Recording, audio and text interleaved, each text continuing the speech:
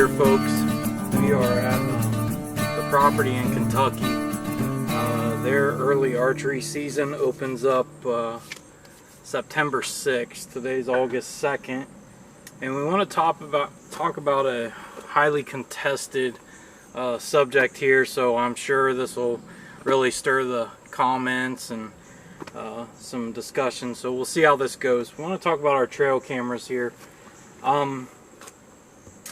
I'm not a big fan of all these companies that are, oh, ours are the best, ours are the best, ours are the best. Okay? Couple reasons. Number one, if you track those companies that, so to speak, say that, you're looking at cameras that are in the $200, $300, $400, $500, $600 range. I mean, you get up into the cell cameras, you got, you know, obviously a lot more money invested with the monthly charge on data service and those things. So I kind of want to go over a couple of things here with everybody.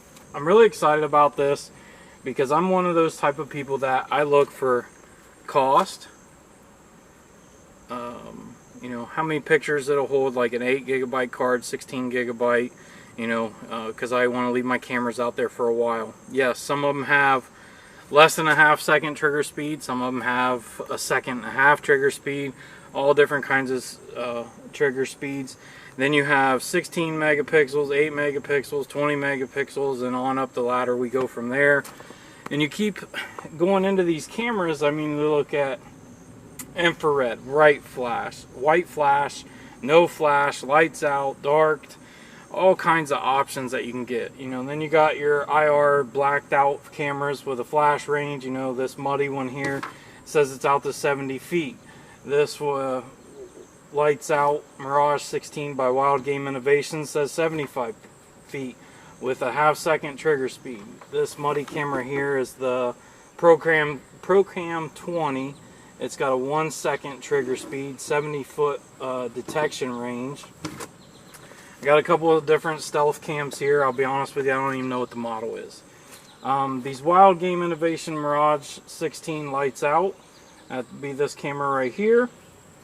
This one you can get, I just found it the other day at Walmart. It's like last year's or the year before's model. So right now Walmart's got them on clearance for $53 right in there. This muddy camera, the Procam 20, was $69.99. This Stealthcam here, it came in a set of 2. I'll be honest with you, I don't even know which one it is, but I can open it up here real quick and give you guys some better information. It says PX18CMO. So again, PX18CMO, whichever version of the stealth camera that is. It came in a pack of 2, and I think it was like $63. This one's one of my buddies that he wanted me to bring down, drop off here for him. Price, that's what's effective.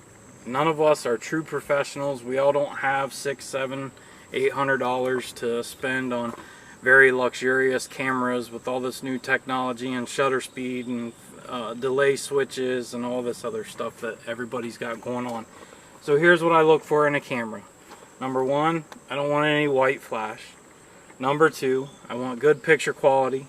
Number three, I want a low price. I look for my cameras anywhere from $50 to $125. That's the price range I like to stick in. And I've found over the years, I'll be honest with you, my personal preference are these Wildgame Innovations Mirage lights out. I have not used the muddy yet. This is the first time I've used that. The Stealthcam that I read the nomenclature for, I'll be honest with you, quick, easy camera. I'll show you some photos that I have from it. It takes really good pictures, but I don't believe it's that reliable. Again, great camera, love using it, no issues, just my preference. I'm not a huge fan of it, but I will continue to use them. So what we're going to do, we're going to go up on the mountain today, drop off some cameras. Now, everybody's, oh, trigger speed, trigger speed, trigger speed. If you set your cameras up right, that trigger speed truly is not worth worrying about, okay? We'll go over that more once we get up on top of the mountain. Follow along with us. We're going to talk about these cameras some more. Stay with us. Evolved Bow Hunting Outdoors, Kentucky. We're setting up for the season opener. Here we go. So let me get this camera hooked up to this tree. I'm going to show you guys how to eliminate your slower trigger speeds and things like that when it comes to your trail crossings. You notice that you're getting a bunch of rear ends or blank pictures. This could be one of your reasons why, and I'll explain this here in just a second. It's fairly simple, and it's just a matter of, think of the field of view on your camera. Okay, you got about 45 degrees. So what I like to do is, instead of putting the trail straight in front of the camera, put the trail on an angle to the camera, where you think the deer are coming from or going to. And when you do that, it opens up your camera's field of view for that specific trail that you are wanting your camera to watch. Another thing, get rid of the brush that is close, and don't set your PIR sensitivity so high. If you set it really high, the least little bit of movement is going to trigger it, and you'll get blank pictures. You won't know if you're missing a deer that's walking by. So to eliminate that, what I do, and I'll show you more in detail here in just a second, of where this exact trail is that I'm covering and how I'm setting my camera up in relation to it. My camera is here. You can see the camera over there on that tree there. Okay, so as I'm coming into the frame, I'm still walking on the trail. There's the camera. Now I'm in the camera's view for a longer period of time, because I'm still within the sensor all the way back this way. So what it does is it just lets the camera cover the trail a lot longer. It is facing this way. It's facing this way. Okay, so I don't want the trail to go right in front of it. Basically the trail is going alongside of it. So what that does is that opens up the camera's field of view for that specific trail. So if a deer is coming this way, before the deer gets out of the frame, the camera is going to pick it up.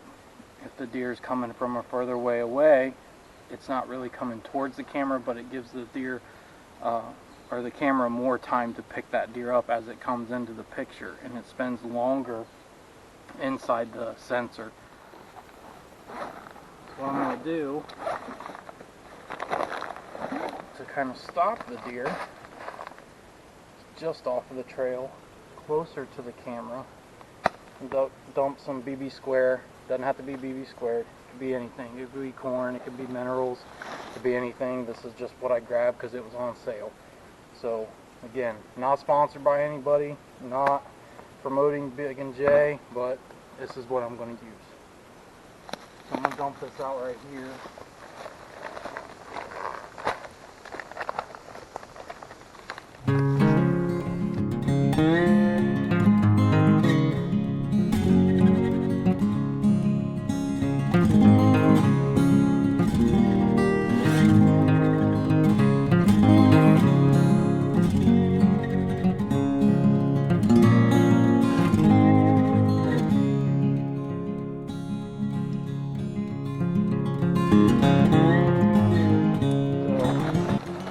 Now it gets everything closer to the camera, thin eyesight, right off of the trail.